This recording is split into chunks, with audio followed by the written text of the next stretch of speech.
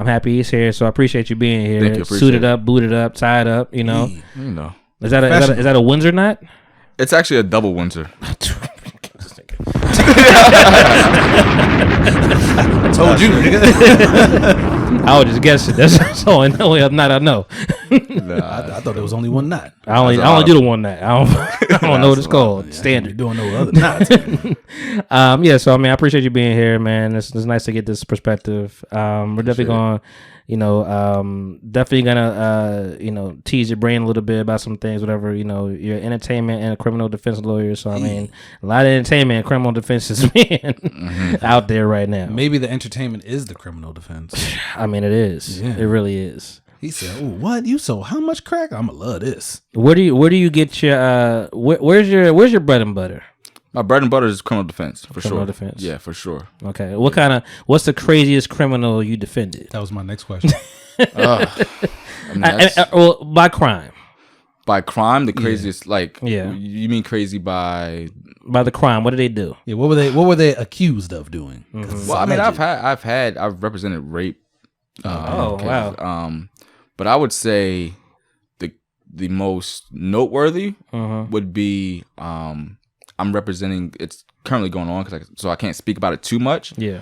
But back in 2018, there was a big bust on the MS-13 in Long Island, which President Trump actually did a press conference about.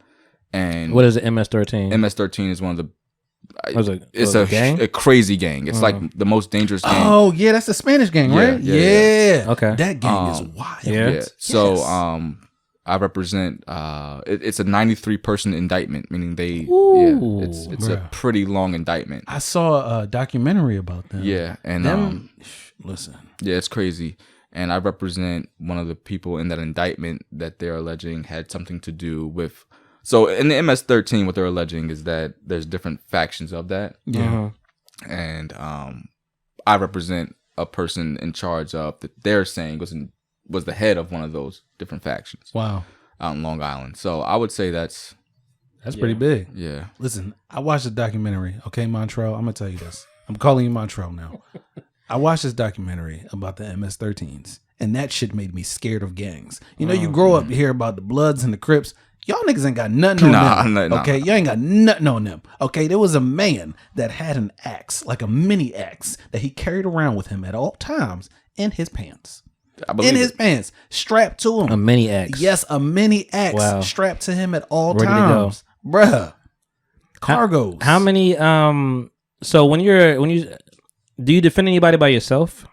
What do you mean? Like, I mean, I know people have like groups of lawyers, like fucking right. Simpson case. Right. Okay. So my office, I'm the only attorney in my office. Got it. But I also have two paralegals, whatever. Well, I have paralegals. I have a paralegal and I have an intern. But I also have two other lawyers that I work pretty closely with that they have their own firms in different states. Yeah. Your headphones are backwards, by the way. Oh, they are? Let's flip oh around. my God. That's why your equilibrium was fucked up out here. That's why. God damn. You had me doing that. Nah, I'm like, why does he has air like this? No, that's fine. Go ahead. No, but how does it sound now? Actually, it sounds good. No, I have two other attorneys. I want to give them a shout out too. Okay, shout out to the attorneys. Anthony Burt's Burt's Law PLC in Charlotte, North Carolina, and also Bill Russell of Cameron and Russell in New Mexico, Albuquerque. What's that? Yeah, those are my guys. Appropriate as fuck. Thank you. And we collaborate on cases from time to time. But for the majority of my cases, it's just my office working on them. Okay, good. Oh, that's powerful stuff. Dope, man. I'm intrigued. I'm impressed. So there are multiple crimes in that GS-13. Oh, the MS-13. Oh yeah, or MS-13. Sorry, it's a bunch. It's allegedly. Allegedly. I like allegedly. It's a big ass. So you're familiar with the Tekashi 6ix9ine situation, right? Unfortunately, yeah. Unfortunately, yeah. And they hit them with the RICO charge. The RICO charge is I get hit with the RICO. That's the federal conspiracy. The one we have, it's the state. The New York State conspiracy, where they just tie in a bunch of different people in a criminal organization or enterprise, but it's not high enough to charge them with the federal RICO. So if it was in the federal court, it would be what Tekashi 6ix9ine got charged with whatever he went through. But it's just at the state level. So Actually, no, fuck that. He did it. I about to say I believe that long. Yeah, no, he did that shit. Fuck that. Interesting, man. Yeah. You live an interesting life. Well, we all do. Everybody's life is interesting. You know what I mean? Like, I feel like life is very complex. Extremely, probably more complex than we can ever even explain.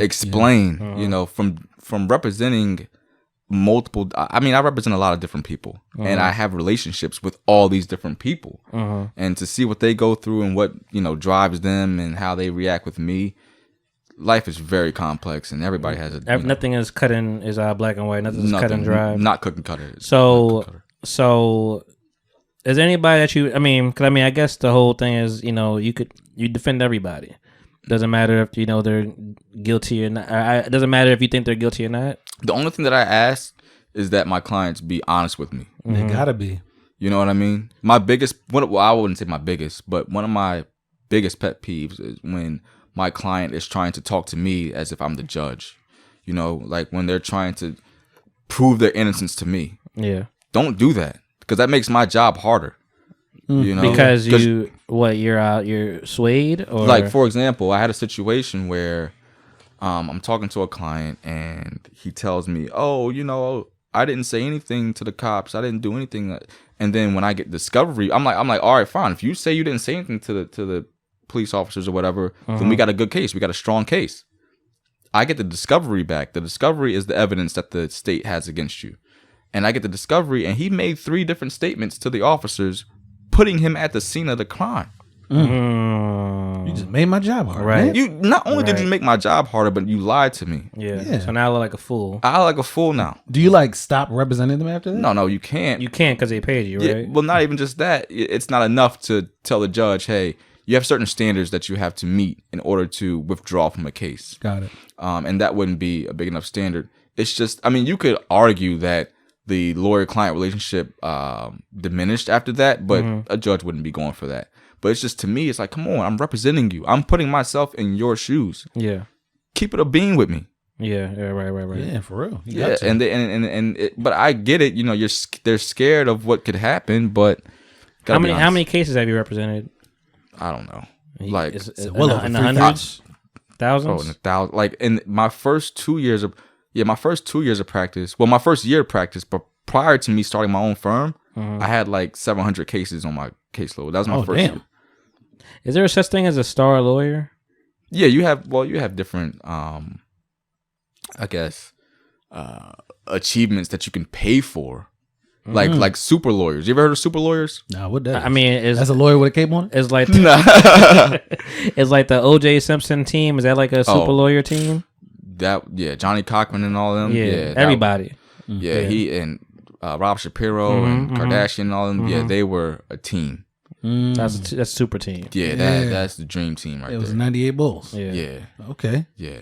What makes that though? Like it just was a reputation, or because they just brought they each brought something different to the table. Obviously Johnny Cochran, he was the more elaborate, colorful one. Yeah. And then you had Shapiro, who R.I.P. Yeah, for sure. And then you had Shapiro, who was just he was just a bulldog. And then you had Kardashian, who was a lawyer, but he was also the best friend of the client. R.I.P. R.I.P. as well. So, it just worked. It just meshed so well. And then on top of that, in that case, the prosecution, they just missed a lot of things. So I was gonna ask you about that trial too. Yeah, that trial. That trial. Yeah, so it just worked out for them. You know what I mean? I said it has to be like a case study now. That damn trial. Oh yeah, definitely. Well, all people talking podcast listeners, if you if you pulled your dick out but you didn't let her touch it, then Chad is your guy. All right. Just tell him. He's your guy. Just tell him the truth. Just tell him the truth. Just tell him the truth. You tell him I pulled it out, but she ain't touch it. Okay. Right. Or he. We do not discriminate. How do you listen? I love this law shit, so we want to just pick your brain about stuff. Like we have a show for y'all, but listen, this is fun. How do you feel about like the Aziz Ansari case? But I'm sorry, which case is that? The Aziz Ansari. Do you remember the comedian? Oh, he has a case going on? Well, I don't know. I don't. You know, I might be giving him a case. I don't know, but like, I mean, you know, he was with a girl. It was a Me Too movement. You know, I mean, it was. Oh, I didn't know that. That's unfortunate for him. Yeah, he was with a. You know, I'm talking about the comedian. Well, for her too. So, no, I think he lied. That's unfortunate. Wow, that's so bad. I meant that was a bad. That's a bad situation. No, I mean, he was with a girl, whatever, and like it was a very vague Me Too thing. You know, it's like he's with a girl, she's there. You know, he's like, I don't think he did anything like really inappropriate, but like she felt like she couldn't leave, but you know, he didn't try anything, whatever. But like it was kind of like, you know what it is, like you came up here, but and she drunk, she sat there, like nothing, like it was just a really weird vacay, but you had no idea about it. Man, it's 2021. Okay, if you decide, okay, to pull your dick out while there is a drunk person in the room, you gotta know you fucked up. Yeah, I'm sorry, you fucked up. Yeah, you gotta bro. be more. I was gonna say, even him being a celebrity, you gotta know. Yeah, you can't do that nowadays. Like, listen, man. I mean, luckily for him, I think a lot of women were on his side. It was like, bro, girl, you could have left. You could leave. But still, like, it's his responsibility to kick that ass out. Yeah, you're a celebrity, dude. You're drunk. Get out. You know, but I don't know anything about that case. Yeah, but that scenario happens pretty often. Yeah. Well, shit, I got a question. How do you go about picking out which case you gonna take? You know what I mean? Like, do they just all come to you, or is it some stuff you just be like, I ain't touching that? That ain't me. That's a really because I'm saying, like, you're a defense attorney, so it's like all of them are gonna be a little bit like. I mean, share what you're allowed to share. So yeah, for sure. So obviously, any conflicts I'm not gonna take. Okay. So you know, if there's any type of conflict between my office and representing that person, I'm not gonna take it. Right, like what's that conflict of interest and shit? Yeah, any conflict of interest, whatever. Okay. So you don't represent no cousins then. You can represent family. I'm saying if they work at the firm, you. So what's the conflict you speak of? So a conflict could be like, let's say I represent one person, and then their co-defendant, they want me to represent them too. I wouldn't be able to represent them unless I got like a waiver. Or let's say, for example, I represented a guy on a criminal defense charge, and then his baby mom wants me to sue him on a family law case, like for child custody. That would be a conflict of interest. Right. So I wouldn't be able to take it. Two different parties. Yeah, if I know, like, or if I represent somebody that owns a building, and later on down the line, their tenant wants me to sue them, I wouldn't be able to do it. It's a conflict. Wow. But other than that, I know this is gonna sound crazy to a lot of people, but I'm willing to share it. I'm a big advocate in fighting for everybody's rights. And that's why I feel like I'm a really good defense attorney, because even if the crime that you're being accused of is crazy and heinous, you're still a human at the end of the day, and we still have the United States Constitution, which is what I was trained to represent. So with that said, that's a hot take. With that said, do you feel like you have let criminals walk, or like, you've gotten criminals off? I wouldn't say criminals, but or somebody was guilty of what? Somebody was guilty of whatever they was guilty of, and I'll put it like this: you made it. You gave them a reasonable doubt. I put it like this: if it was another attorney, they probably would have been guilty of that crime. Okay, they would have been found guilty, but I was able to. But you're better than that. Yeah, I mean, without saying too much. Talk your chest. You know, that's it. Say what you just. Yeah. You know, there was enough evidence to convict them at that point. But I would sleep at night, Chad. Really well. He said, "Nigga, not in my Camaro outside, motherfucker." 3,000 feather count, whatever you call that shit. He said, now with them 22s, I'm sitting on outside. Threat count is at abundance right now. You ever had one of the criminals threaten you? Like you be like, yo, you ain't getting me off. Nah, because they know I'm on their side. Yeah, you don't seem like that type. Yeah, like I'm telling you, you don't know him. No, I'm just saying. I said seem like. I don't know. No, I am on their side. Like when people come to me and they want me to represent them, I take that personally. Got it. Like I'm like, yo, you fuck with me that much to put your liberty in my hands, I'm gonna ride for you. You ever do pro bono? When I have to. I prefer not to. But. Yeah, he told you don't watch TV. He said that. I mean, I don't watch TV. I'm about the money. It's like the state of New Jersey. Yeah, they make you do like a certain amount of hours. They do. Yeah, each year, and it's like, all right, I'll do that. But how many hours is it? So each year, It's 25 hours. Oh, that's not bad. Yeah. That's one day. Something like that, like 25. Yeah, I'll What's represent a nigga for a what's day. your and you could be as honest as you want to. What's your win percentage? So you really don't have like a win percentage. Okay. Because it's not really it's not selling a it to sport. me, Chad. Yeah, no, like I gotta get off this murder charge. You talking about you ain't got no win percentage? You ain't been shooting the nah, gym. there's no win percentage. It's not like a basketball game where Yeah, I was gonna ask if he was LB.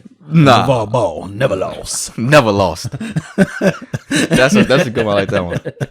No, You gotta put that on your card, man. Never LB. lost. never lost. Yeah, but like stuff like that, like even if I put that, like I know it's a joke, but if I put that on my card, never lost, Yeah. I will be sanctioned by the New Jersey bar, because you can't put stuff like that out as a lawyer. Like you can't. So I can't tell you I'm 15-3 or 15 and you know whatever. You can't say you can't say things like I've never lost a case. You know can't what? say that. But what if it's true though? Yeah, what if it's true? That's what I'm saying. That's not allegedly.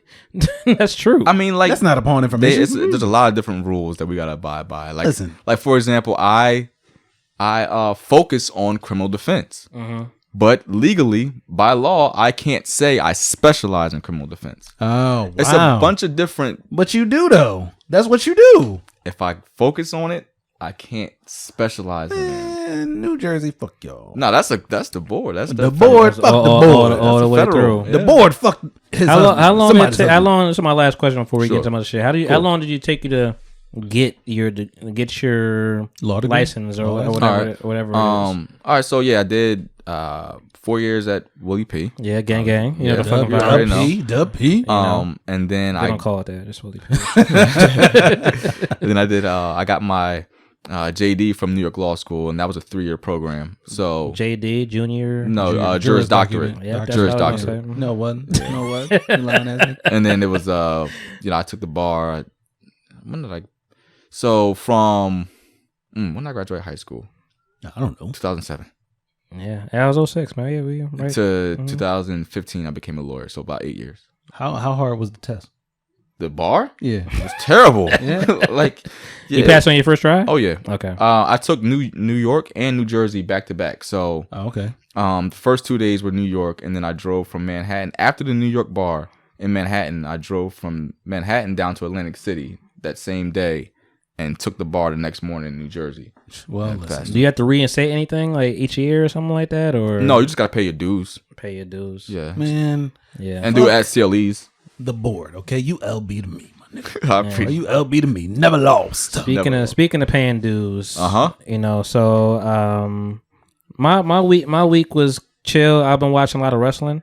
Whoa, okay. I know, so Yeah, it's that was a left different turn, for you. right? Yeah, it's a little different. But you know, paying dues, wrestling. You know I the don't know fucking how you vibes. paying dudes the wrestling. I mean, they paid them dues. They got they injured did. a lot. yeah, they do. Yeah. Man. You know, it's fucked up. So I mean, WWE is on Peacock now. The Peacock on the cock. Oh, And, whoa, wait. They call it the cock. They Do call y'all it the pause? cock. They call it the cock. I don't like that. They call Pause. yeah, pause here. Nah, yo, he said, yeah, like I ain't gonna ask you. do Pause, we gotta nigga. Pause, motherfucker. Yeah. No, they have everything on Peacock, whatever, on on that platform now. The WrestleMania just happened a little while ago. The last one. Actually, I was gonna wear my Wale Mania shirt because I have that downstairs. You know, Wale has his. You know, you love Wale. Wale has. Yeah, he's great. Huh? He's a great guy. You're a Wale fan? Yeah, oh, He's just absolutely not. Really? definitely a I Wale love fan. Wale. He does not. But I don't dislike Wale. Wale has his Wale Mania thing, whatever, every year. He just made some merch. He's had a Foot Locker collaboration, so I bought one of those shirts. Oh, that's fire. You know, Sasha Banks is downstairs. Sneakers too? Nah, no, just shirts, just shirts. I think. He ain't reach it yet. Yeah, I mean, it's just a quick little, you know. Yeah, grab. he ain't reached that plateau yet. That's fine. I mean, listen, whatever Foot Action and Foot Locker want to do. I mean, it's I feel what you're saying, but you know. But anyway, I Drake watched. got a sneaker. I don't know about you, man. So did J. Cole. Ain't nobody buying that shit. they got him. They got him. Ain't nobody buying J. that Cole's shit. buying them Ain't shits. nobody buying that shit. J. Cole bought all his Giving away shit. to the hood. J. Cole bought all his North Carolina shit. You know, Fayetteville, what up? Before I even get to that, sorry, real quick, my dad made a good point, man.